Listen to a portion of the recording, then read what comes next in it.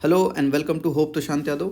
आज हम समझेंगे 81 बॉन्ड्स के बारे में। एकदम सिंपल लैंग्वेज में मैं आपको 81 बॉन्ड समझाऊंगा और ये भी समझाऊंगा कि इसको कितनी डेप्थ में पढ़ना है और इस समय ये इंपॉर्टेंट क्यों हो सकता है एग्जाम के पर्सपेक्टिव से। इस रैशनल को मैं भी दूंगा।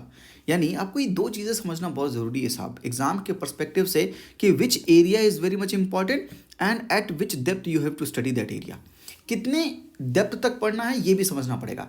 तो 81 पॉइंट के बारे में क्या इशू है मैं आपको पूरा इशू भी समझा दूंगा इन शॉर्ट में। जो एग्जाम के पर्सपेक्टिव से यूपीएससी प्री 2023 के पर्सपेक्टिव से इंपॉर्टेंट है उनके बारे में भी मैं पूरी चीज़ें बताऊंगा और सिंपल लैंग्वेज में बताऊंगा। बहुत आपको इंटरेस्टिंग लगेगा। वीडियो अंत तक देखिएगा। हर एक चीज़ को सही रूप से समझने की कोशिश कीजिएगा। ये इसके पूछे जाने की प्रोबेबिलिटी क्या है इसका रैशनल जानने की कोशिश करते हैं। क्या यूपीएससी बॉन्ड्स में इंटरेस्टेड है? Answer is yes. UPSC bonds में इंटरेस्टेड है। उसका मैं आपको प्रूफ दिखाता हूं। 2022 में इन्फ्लेशन इंडेक्स बॉन्ड के बारे में पूछा।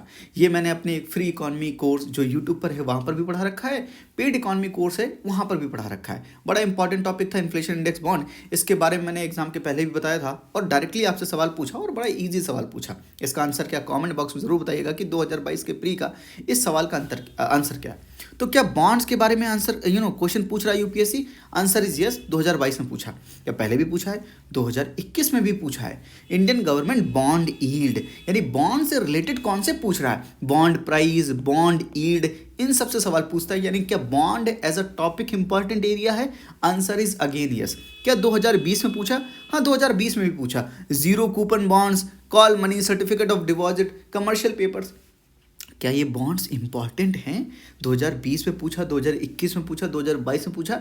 तो bond as a topic important लग रहा है। क्या 2019 में पूछा?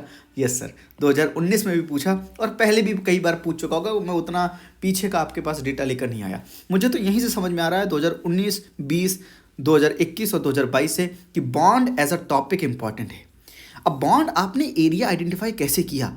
प्रीवियस ईयर क्वेश्चंस की मदद से आपने एरिया आइडेंटिफाई किया कि बॉन्ड इंपॉर्टेंट है। बिल्कुल। और आप यहाँ पर देखेंगे कि ये किस टाइप की चीज़ें पूछ रहा है। इन्फ्लेशन इंडेक्स बॉन्ड यानी करंट अफेयर के कॉन्टेक्स्ट में पूछ रहा है। तो यहाँ पर दूसरी चीज़ ये है कि अगर करंट अफेयर में 81 बॉन्ड है तो क्या इसके पूछे जाने की प्रोबेबिलिटी है? Answer is yes. इसके पूछे जाने की प्रोबेबिलिटी है। इस बार 2000 प्री यूपीएससी प्री 2023 में पूछ सकता है। तो ध्यान रखिएगा इस बात का। अब पूछा जाएगा तो इसके बारे में समझ लेते हैं कि क्या पूछा जाएगा और ये समझ लेते हैं कि कितनी डेप्थ तक पढ़ना है। जितनी डेप्थ तक मैं आपको बता रहा हूँ बस उतनी ही डेप्थ तक पढ़ना है। मैं आपको पूरा एक्सप्लेन कर दूंगा। आप समझिए कि कैसे ये काम करता है, कैसे ये वर्क करता है और क्या इशू चल रहा है। मैं इशू भी इन शॉर्ट आपको समझाने की कोशिश करूंगा। ये बॉन्ड्स होते क्या हैं? मार्केट से आपको पैसा बोरो करना है। लेट से मुझे अपना इंस्टीट्यूट बनाना है, होप प्रशांत यादव इंस्टीट्यूट। ये मैं फ्री इकोनॉमी के कोर्स में पेड इकोनॉमी कोर्स में पूरा समझा चुका हूँ। अगर आप नए हैं तो मैं आपको दोबारा एक्सप्लेन करने की कोशिश कर रहा हूँ ताकि आपको कहीं पर जाना ना पड़े और एक ही जगह पर आपको पूरी चीज़ें मिल जाए।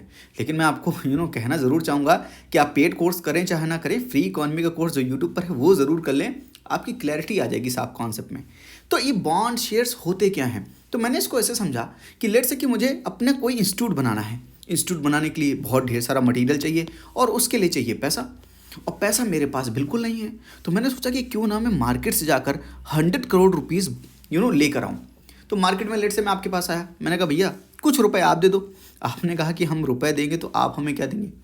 तो मैंने पहले उनको बोला कि अगर आप मुझे अपना पैसा दोगे तो मैं आपको अपनी कंपनी में शेयर होल्डिंग दूंगा। तो बोला ये शेयर होल्डिंग क्या होता है? तो मैंने बोला कि मान लो ये कंपनी मेरी बना रहा हूँ मैं, इस कंपनी के मैं 100 जो है पार्ट कर देता हूँ। तो अगर आप मुझे 10% पैसा देंगे, जितना मैं पैसा मांग रहा हूँ अगर आप मुझे 10% देंगे तो मैं अपनी कंपनी का 10% का आपको ओनर बना दूंगा। यानी आपका शेयर हो जाएगा। पिज्ज़ा के जैसे 4 पार्ट होते हैं, 4 दोस्त हैं तो एक एक शेयर हो गया उनका। इसका मतलब क्या हुआ? इसका मतलब सिंपल है कि अगर मुझे मार्केट से पैसा बोरो करना है तो पहला तरीका है कि मैं शेयर्स इशू करूं। शेयर्स इशू करने का मतलब क्या है कि जिनसे मैं कहूं मुझे पैसा दो, उनको मैं बदले में उनको ओनरशिप दूंगा अपनी कंपनी की।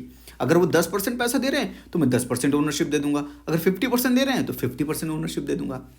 आई hope you are getting my point. तो जो मुझे पैसा देगा उसको मैं पहले केस में क्या कर रहा हूँ? शेयर्स इशू कर रहा हूँ, यानी उनको अपनी कंपनी में मालिक बना रहा हूँ। लेकिन कुछ लोग आए कि नहीं सर कंपनी में मालिक नहीं बनना। हमने पूछा क्यों मालिक नहीं बनना? कह रहा मुझे नहीं पता कि आपकी कंपनी प्रॉफिट में रहेगी कि नहीं रहेगी। तो मैंने बोला कि उससे क्या होगा? कहा कि जिसको आपने शेयर्स इशू किए हैं क्योंकि वो कंपनी का ओनर है, तो अगर आपको प्रॉफिट होगा तो उसको प्रॉफिट मिलेगा और अगर आपको लॉस हुआ तो उस बेचारे को लॉस भी तो बियर करना पड़ेगा। हमने कहा ओनरशिप का मतलब ये होता है, ओनर का मतलब ये होता है कि जितना भी रिस्क है वो सब आपस में बटेगा, अगर लॉस होगा कंपनी को तो सब में बटेगा। तो कहा कि ये लॉस हमें नहीं लेना। तो हमने बोला कि कोई बात नहीं भाई, अगर तुम्हें कंपनी में शेयर्स नहीं लेने हैं तो एक दूसरा तरीका है, तुम मुझे लोन में पैसा दे दो। लेट से मैंने किसी से कहा कि तुम मुझे 100 रुपये लोन में दे दो, 8% के हिसाब से 1 साल बाद आना, मैं तुम्हें 108 रुपये वापस करके दूंगा। अगर किसी ने मुझे 100 रुपये दिए है ना, मैं उसको 8% के हिसाब से इंटरेस्ट रेट दूंगा। तो उसका क्या है कि उसको फिक्स इंटरेस्ट रेट मिलेगा। कितने साल बाद? 1 साल बाद। यानी 1 साल बाद ये इंसान आएगा मेरे पास और 108 रुपये लेकर चला जाएगा। इसमें अच्छी चीज़ क्या है कि इसको फिक्स इंटरेस्ट रेट मिल गया, और इसको कंपनी को प्रॉफिट हो या कंपनी को लॉस हो, इस इंसान से इसको कोई मतलब नहीं है। I hope you are getting my point. तो 108 रुपये इसके पक्के हैं, कंपनी प्रॉफिट में हो या लॉस में हो, इसके 108 रुपये पक्के हैं। इसको हम बोलते हैं, इस पेपर को बोलते हैं बॉन्ड्स या डिबेंचर्स, यानी ऋण। ऋण मतलब एक तरह का लोन ही तो हो गया ना, ये लोन का पेपर जैसा हो गया।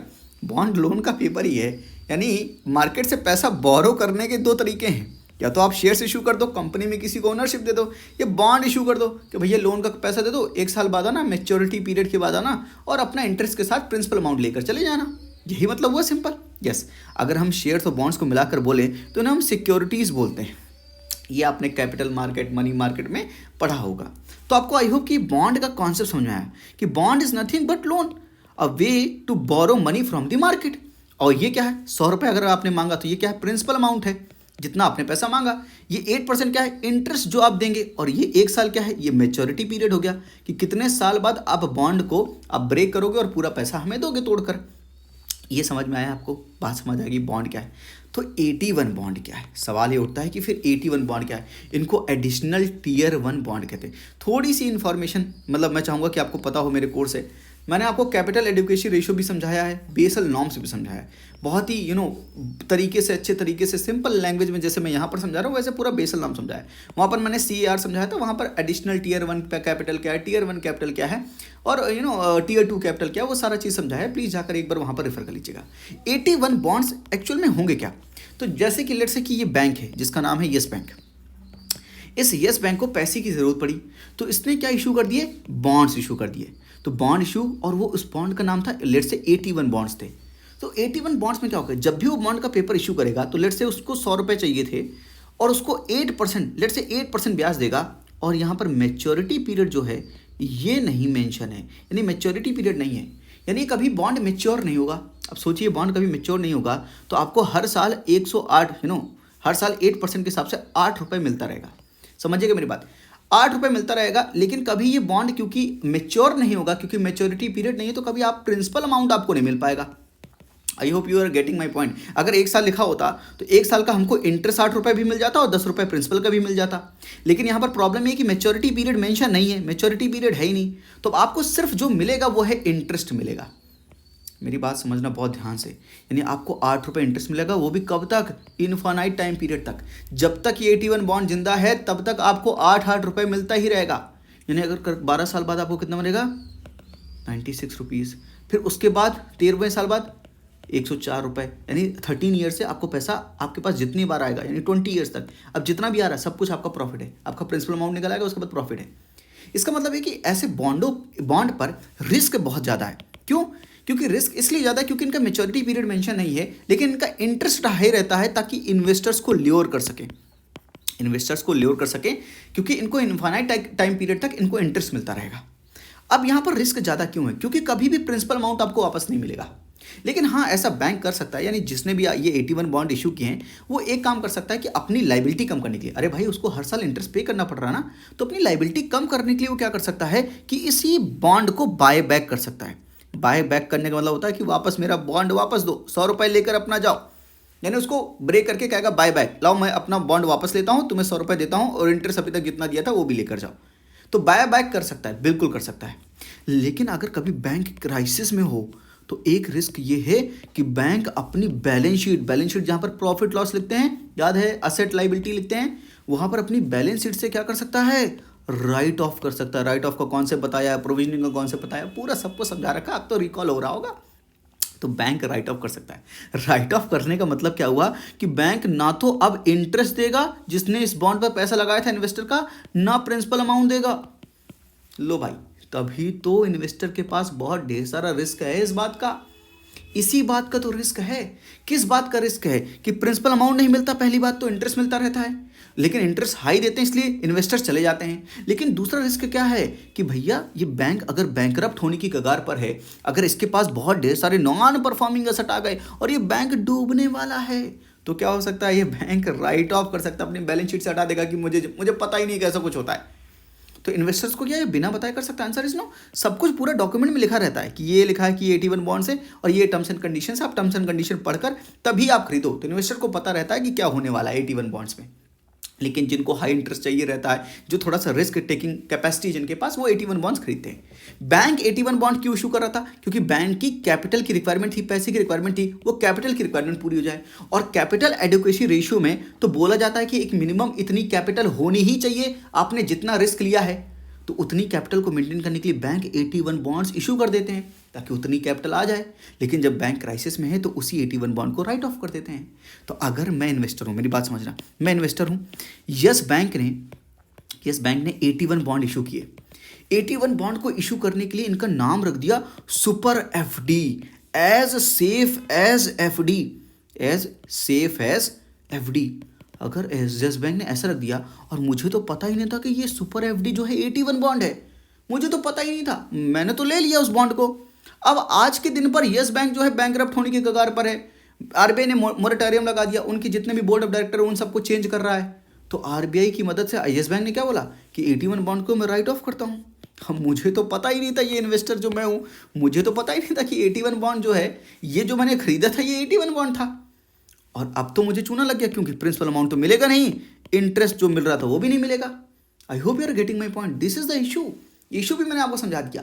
तो आपको 81 बॉन्ड भी समझ में आएगा, इशू भी समझ में आएगा। इशू क्या है कि इन्वेस्टर जिन्होंने 81 बॉन्ड खरीदा सुपर एफडी के नाम पर, वो एक्चुअल में 81 बॉन्ड्स थे। अब जब राइट ऑफ कर दिए तो इनको कुछ नहीं मिल रहा। तो ये इन्वेस्टर कहाँ गए? ये इन्वेस्टर गए बॉम्बे हाईकोर्ट।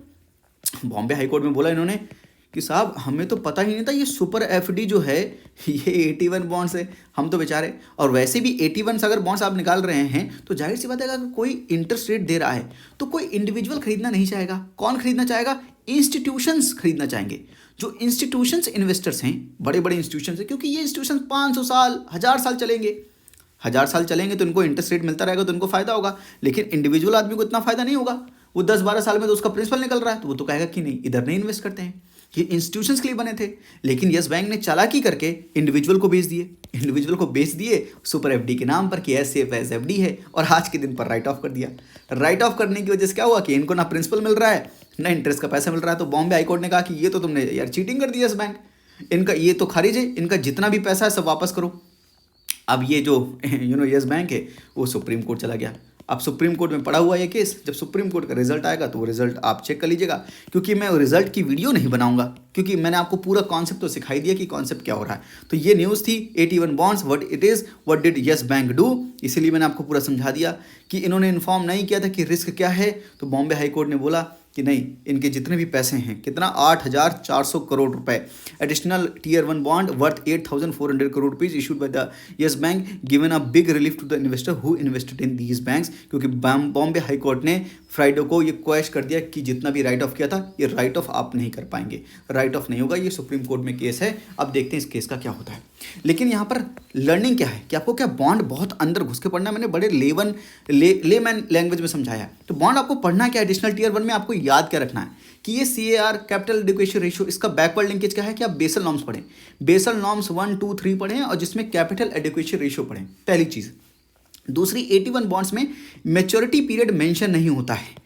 तीसरी चीज़ कि इसमें रिस्क होता है कि अगर राइट ऑफ हो गया तो ना ही प्रिंसिपल मिलेगा ना ही इंटरेस्ट मिलेगा। चौथी चीज़ कि ये इंस्टीट्यूशंस को नॉर्मली जनरली दिया जाता है, इंडिविजुअल को नहीं दिया जाता है। लेकिन इस केस में सुपर एफडी नाम बनाकर उन्होंने इंडिविजुअल को भेज दिया। I hope you are getting all concepts. तो इतना आपको 81 बॉन्ड में जाने की जरूरत है। इसी से सवाल पूछेगा, इससे बाहर कहीं सवाल कुछ भी बनाकर नहीं पूछेगा। बहुत ज़्यादा अंदर घुसने की कोशिश मत करना, जितना मैंने समझाया है उतना समझ जाना, क्योंकि जितना यहाँ पर सवाल के टाइप्स हैं, अगर आप टाइप एनालाइज करेंगे तो जितना मैंने आपको समझाया है उतने में ये सारे आंसर लग जाएंगे। यानी अगर आपने मैंने इन्फ्लेशन इंडेक्स बॉन्ड अगर आपने मुझसे पढ़ा, जितना मैंने समझाया उससे ये सवाल लग जाएंगे सारे। ठीक है।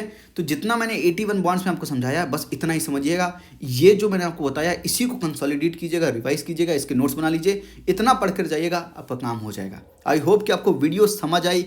81 bonds are way to borrow money from the market. Shares and bonds are the way to borrow money from the markets. और एक टाइप का बॉन्ड होता है जिसका नाम होता है 81 बॉन्ड्स। अच्छा सुनो, एक चीज़ और, अगर किसी कंपनी का लिक्विडेशन होता है, समझ लो मेरी बात, किसी कंपनी का लिक्विडेशन मतलब कंपनी अब बैंकरप्ट हो गई, लिक्विडेशन हो रहा है उसका, तो किया क्या जाता है, वैसे क्या होता है कि जो बॉन्ड्स होते हैं, क्योंकि बॉन्ड से पैसा कंपनी ने रेज किया है और शेयर से पैसा, शेयर्स कैसा हो सकता है, इक्विटी शेयर्स हो सकता है या प्रेफरेंस शेयर्स होता है, यही होते हैं, ठीक है, आपको पता होंगे।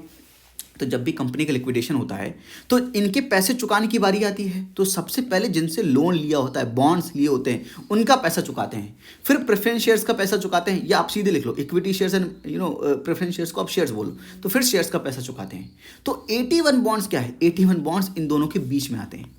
यानी अगर कभी यस बैंक बैंकरप्ट होगा तो जिनको नॉर्मल बॉन्ड इशू किया उनका पहले पैसा वापस करेगा, फिर 81 बॉन्ड वालों का पैसा वापस करेगा, फिर शेयर्स का पैसा वापस करेगा। पैसा वापस तभी करेगा जब 81 बॉन्ड जिंदा रहेंगे, अगर इनको राइट ऑफ कर देगा तो किस बात का पैसा वापस करे। तो लिक्विडेशन के प्रोसेस में ये जो ऑर्डर है, ये ऑर्डर याद रखिएगा, क्योंकि ऑर्डर कई बार पूछ सकता है, अगर पूछ ले आपसे तो आपको पता होना चाहिए कि किस ऑर्डर में लिक्विडेशन में 81 बॉन्ड्स आएंगे। तो शेयर्स के पहले 81 बॉन्ड्स को किया जाएगा और बॉन्ड के बाद में किया जाएगा। बस इतना याद रखिएगा कि बॉन्ड और शेयर्स के बीच में होते हैं 81 बॉन्ड्स। शेयर्स को बोलते हैं हम टीयर 1 कैपिटल, है ना, ये याद रखिएगा कि शेयर्स जो होते हैं परमानेंट कैपिटल होते हैं, टीयर 1 कैपिटल होते हैं। आई hope you got this much information. इससे ज़्यादा कहीं नहीं पूछेगा। 81 bonds, this is it. Thank you, नमस्ते, जय हिंद।